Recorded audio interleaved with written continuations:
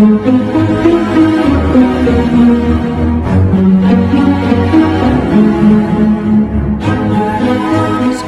morning and welcome to the Baraza 2022 in Johannesburg, South Africa. And next to me, of course, you have beautiful Tabitha from Kenya, who basically is here for the Baraza 2022 part of the movement. And we will basically speak about what you do and know who you are. And because we spoke before, you say you represent a lot of people. So who's Tabitha? So Tabitha is 3 or 4 things. I am an activist by heart. I am an academic by profession. And I am a lawyer and an advocate of the High Court of Kenya. Okay. I have been in the civil society movement for over 10 years, but I've also worked in the corporate space. So when I started my career as a lawyer, I was a corporate lawyer. I was representing, big organizations with land cases, with transactions around their properties. And then I did my master's in human rights, and after I did my master's, when I came back to Kenya, I decided that I wanted to try my hand in the civil society movement. So more than 10 years now, I worked in the civil society movement, representing women and medical doctors, and just advocating for access to hard issues that have to do with women's bodies. Yes, so that you emphasize on that, you say women only. Yes, I work for women only because of the fact that when you look at the issues that I'll describe, the harm on our bodies, female genital mutilation does not happen on men, it happens on female bodies. Access to safe abortion happens to women, right? Rape, defilement happens on women's bodies. So maybe men too. The numbers now are showing that we do women are more exposed to. But the numbers they remain. In Kenya, for instance, the numbers that we have from the police, from the annual police crime statistics, show that for every 100 cases that are reported by men, there are at least 4,000 women and girls who have been raped and defiled. So you can see why I would be very tempted to defend this vulnerable group of human beings. So you say you do it for passion? For what is the story behind? Like why? Like I want to know so that people know who you are as a person and how committed you are. You understand? What is the story behind? I'll tell you this. When I started working in the civil society movement, I was a lawyer working with the Federation for Women Lawyers in Kenya, FIDA. And in August 2013, as I was seated at my desk early morning, just got into work, one of the community members came into the office and said, I need a lawyer to accompany me to a police station because we have a girl who was imprisoned on Friday last week and she's still at the police station. And because I didn't know much and because I was the only lawyer who had arrived at the office, my boss said, why don't you accompany this community activist? And when we went to the police station, it was a young girl. She was barely 21 years old. And we found her at the back of the police station where she was bleeding. And you could visibly see that, she was scared. And when I went to talk to her, I asked the police officer, so what is her crime? And he said, she's a criminal because she had an unsafe abortion at home. And we brought her here on Friday. And now we're going to take her to court on Monday. Wow. Now this girl had not had medical attention since Friday. She was still bleeding. And by the time we went to the courts, it took the intervention of the judge as she walked in and she was still bleeding, for the judge to say, we cannot let her take a plea because she's still bleeding. So can you first take her to hospital and then you can bring her back, because at this point her life is more important. So stop there and tell us more about the situation in Kenya. You speak about a young lady Yes. having abortion, bleeding, and being arrested instead of being taken to hospital. Yes. So how will you describe the situation in Kenya regarding women in general? Because I mean, it can be, like you say, pregnancy, it Yes. can be a rape. Yes. How does the government reply to that in terms of policies, in terms of reaction? What is the situation? Two things. On paper, we have a constitution, one amongst the only 4 constitutions in the world that has a provision on abortion. Article 26 of the Constitution of Kenya says that abortion is not permitted unless, in the opinion of a trained health professional, the life of the mother is in danger, the health of the mother is in danger, in cases of emergencies, or if permitted by any other written law. Now, as a lawyer, I will tell you that that's a fantastic provision, because those are very many grounds under which a woman should legally Yes. be allowed to have a safe abortion. When her health is in danger, her life is in danger. We have a Health Act of 2017 that defines health as a complete state of both physical, social, and mental well-being, and not merely the absence of disease. And we have many other policies, including a post-abortion care standard and guideline by our Ministry of Health. But there's also the truth of what's happening on the ground. Because of moral, religious, and social indoctrination, abortion is still very criminalized and demonized. And therefore, it's very stigmatized, exactly. And therefore, what happens is that any woman, whether that abortion is spontaneous or induced, is treated as a criminal at first hand. First, and then you get to jail. First, we take you to jail, and then we'll ask, how did it happen? Jesus. After we have jailed you. Okay. And that becomes a very, Concerning. problematic Yeah. issue, because, for instance, the girl that I was dealing with had been raped by her employer. But we only found out the rest of the story as she was in court. Not even No at the statement point. before. So she's the victim, she's the demon. She's the victim. Okay. But society instantly demonizes and criminalizes women. Instead of taking Yes. part and You're protecting. raped, we ask you what you are wearing. Yeah. Wow. You have an abortion, we don't ask you how did the pregnancy occur. And that for me is very telling. Yes. And it goes back again to the question he asked me very curiously. Why women? Because that's a society that I That come you live from. in. One where on paper the law is very fantastic. It allows for so many provisions to be able to have healthy women. But you see that the actions of the government are not commensurate to what is on paper. Okay. As a lawyer, how will you explain in Africa in general, because we are in South Africa Yes. and we have also the same problem, how will you explain this increasing rate of discrimination of a woman and abuse of women and children, knowing, and that is a tricky question, knowing that all the perpetrators, the criminals, the one who take advantage of these children and women, have been raised by women. They've been raised by both men and women. Most of them. Right. But I think mother are more close to the kids than the Yes. father.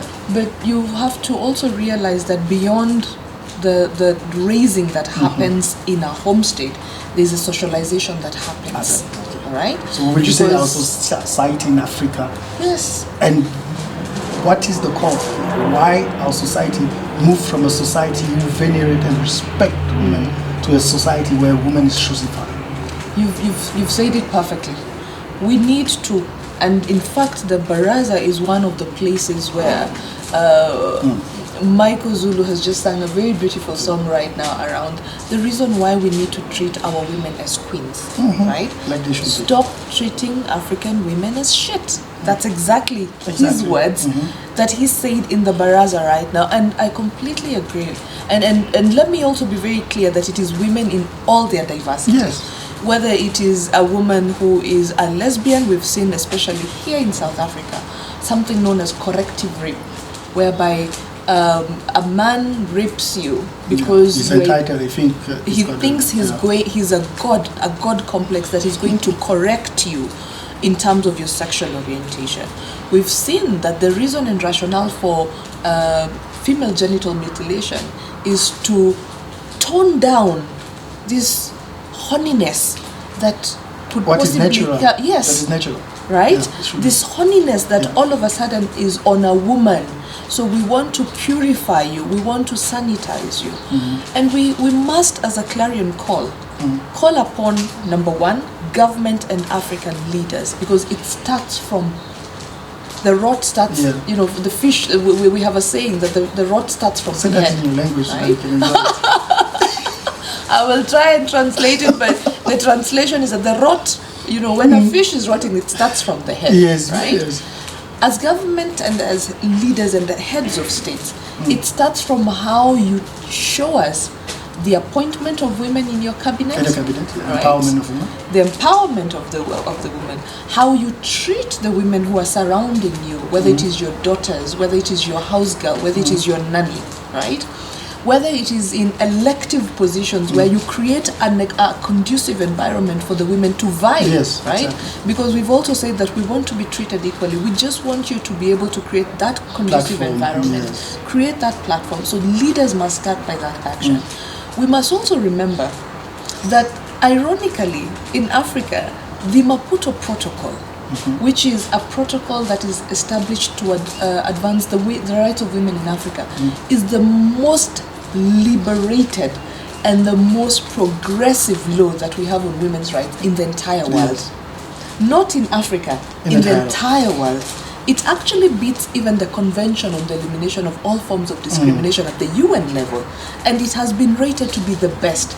Yet this document was passed by an AU, heads of states that were men. Yeah. So where there is goodwill, you see it.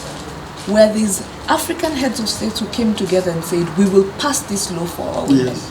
Where there is goodwill, you see it. Yeah.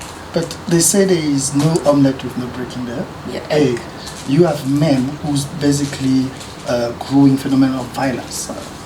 What do we do about that in terms of the system, in terms of the motherhood, how to teach the boys, the father figure?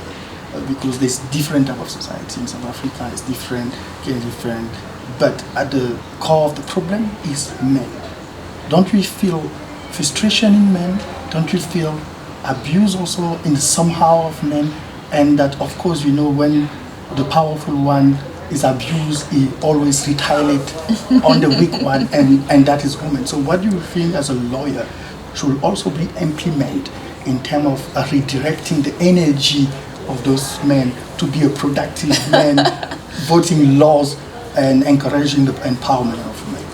I'll tell you this, Bian, you're trying to pull me into a discussion that many feminists, whenever we start, you know, advocating for women's rights, we're always dragged back into what about the boy child. I will say this, and I will address everyone. It is not personally my duty to address the boy child, but I do agree with you. I must also correct a narrative that many of us have, that because we are advancing the rights of a woman, that we are anti-men. And then I think as a feminist, I do not identify with that argument. What we say is that we must recognize how patriarchy works. Yes. Right? The domination of who is the head of state. The domination of who society has said the man is the head of the state. Yeah, right? God is a man. And God is a woman. Yeah, but apparently, right? I understand where you're going. Right? So I don't want us to get into what we call the them versus us conversation. What I do think is that I do not hold all the answers to how we should respect our women. What I know is that if the person who is heading a government is a man and decides that he will put 24-hour security on women. And that comes to my next question. In terms of the system, legal system, what are the policy in place in terms of when someone commits such a crime? How far they can go to make this guy stop and never do that? again, I go back to how systems have been designed to frustrate things like justice, right? Let me give you an example. If I have a rape case, I currently have a rape case of a girl who is 19 years, who was raped by the owner of the house. The first time he raped her on a Monday, he gave her 200 Kenya shillings, which is about $2, to go and buy emergency contraception. 2 days later, as this girl is, recovering, she's in shock, she doesn't know who to tell because she does not come from Nairobi. He came home and raped her again. And this time round, as she was going to buy, because he did the same thing, gave her money again, she was, confronted by a friend who then told her, could you kindly, help me because I have been raped and I don't know what to do. Okay? But the case, from when we went to the police, so how the system is designed is that you must report to the police for justice, for the police to come and investigate the matter, right? So first of all, you've got to have access to the police, right? It's a very intimidating process. So it's not just open. You walk into a police station, but you don't even know where to go, who to talk to. The police station is a busy place. They just don't sit and welcome you with a cup of coffee, right? It's an intimidating space to be in. So you've got to look for someone to accompany you. The procedure on paper is that you must get, medical certification, proof that you are raped. As if your word is not good enough, we must test you. We must ask you to retell the story, so re-traumatize you continuously in telling this story about how you were raped, how this person violated you. Okay. Then after that, we go and arrest the person. But because this offense has an option of bail, currently as we speak, this man is out on bail. Okay? Now he has started calling this survivor and intimidating her and telling her, I know where you come from because we got you from the village to come and work for us. And I am going to go back to the village and I'm going to tell the entire family how you came to have sex in Nairobi. So threatening to shame her with the same very thing that he did to her. And the state does another policy for that to stop these people. And we have had to go back to court continuously to apply to court and tell the court, you need to take away his bail because he's intimidating the survivor. For her to do that, she needed to get a lawyer. There are not so many of us who do this work free of charge. Yeah, and that is what I'm coming to. Right? That you do it for free. I do it for free because I honestly see how the system has been designed to oppress at every stage of access to justice, at every stage of even socialization, right? There's very little that I can do to change the mindset of everyone. Yes. I'm hoping that with my journey, I can change the mindset of one police officer who the next time will think, let me first take this girl to a hospital. Let me first take her to a hospital when she has had an unsafe abortion before I present her to court. I'm hoping to change the mindset of one judge who now says this process is too tedious. Can we get the evidence of the survivor immediately when she's brought to court the first time? So that is beautiful. At least people got a picture. That's why I said the human story is very profound and can allow people to understand that you're not here for money, but for basically empower women and defend them. So what is your vision for this, your work right now?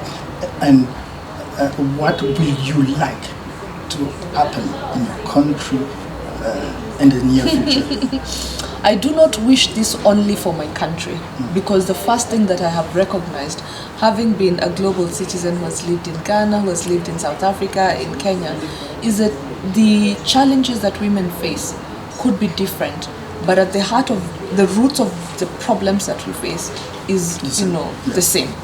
And therefore my vision is that I get to a point where I actually do not have to have the anxieties as a woman, first of all, that when I get late in the office, I have to start looking for somebody who is safe, a taxi, who is known to me to take me home. I should be able to walk to the stage and get into a public transport system and the confidence that I will get home safe. I will not be robbed, I will not be raped, I will not be killed. Right?